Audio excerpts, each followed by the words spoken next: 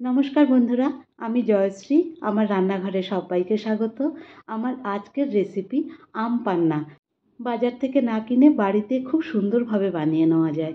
আমি দুখানা এরকম মিডিয়াম সাইজের আম নিয়েছি। আমের বোটার দিকটা একটু কেটে অল্প জলের মধ্যে দিয়ে ভালো করে ঢাকা দিয়ে 10 মিনিট সেদ্ধ করে নেব। 10 মিনিট বাদে আমগুলো দেখুন একদম সেদ্ধ হয়ে গেছে। এবারে একটা বাটির মধ্যে নামিয়ে আমগুলোকে প্রথমে আমি ঠান্ডা করে নিচ্ছি। আমটা ঠান্ডা হতে হতে আমি একটা ভাজা মশলা তৈরি করে নিচ্ছি। সেজন্য একটা প্যানের মধ্যে 1 চামচ ধনে, মৌরি আর জিরে আর 2টো শুকনো লঙ্কা একটু ড্রাই রোস্ট করে নিয়ে এটাকে আমি মিহি করে গ্রাইন্ড করে নিলাম। এই মশলাটা আমি পরে ব্যবহার করব। এদিকে আমটা ঠান্ডা হয়ে গেছে। আমের খোসাটা ছাড়িয়ে সম্পূর্ণ পাল্পটাকে বার করে নেব।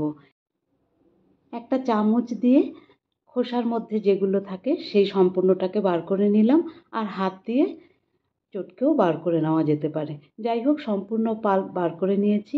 এবারে এই পাল্পটাকে একটা মিক্সিং জারের মধ্যে আমি দিয়ে দিচ্ছি, আর সঙ্গে দিয়ে দিচ্ছি বেশ খানিকটা ফ্রেশ পুদিনা পাতা, 1/2 চামচ লবণ, 1/2 চামচ বিট লবণ, আর যে ভাজা মশলাটা করে রাখলাম সেটা, আর চিনি দিয়ে দিচ্ছি 3 টেবিল স্পুন। চিনিটা আপনারা আপনাদের পছন্দ মতো দেবেন। এবারে অল্প ঠান্ডা জল দিয়ে এটাকে খুব ভালো করে ব্লেন্ড করে নিলাম। ব্লেন্ড করবার পরে দেখুন কি স্মুথ একটা টেক্সচার এসছে। এই পাল্পটাকে আমি ফ্রিজে স্টোর করে রাখবো। এর থেকে 2 থেকে 3 চামচ এক একটা গ্লাসের মধ্যে দিলেই আম পান্না তৈরি হয়ে যাবে।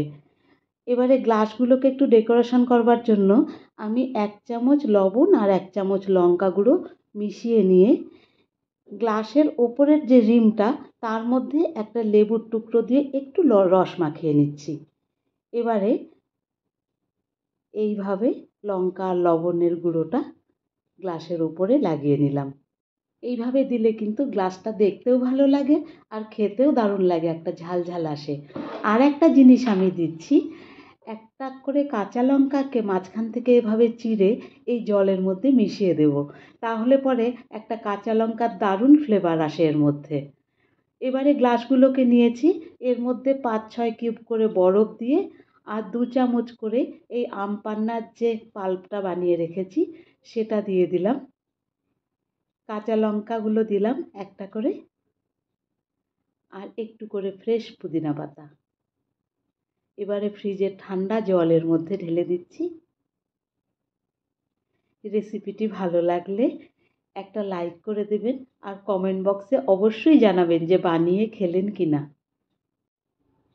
জলের বদলে এর মধ্যে সোডাও ব্যবহার করা যেতে পারে, সেটাতেও খুব ভালো লাগে। যেটাই দিন ভালো করে বেশ গুলে নিচ্ছি,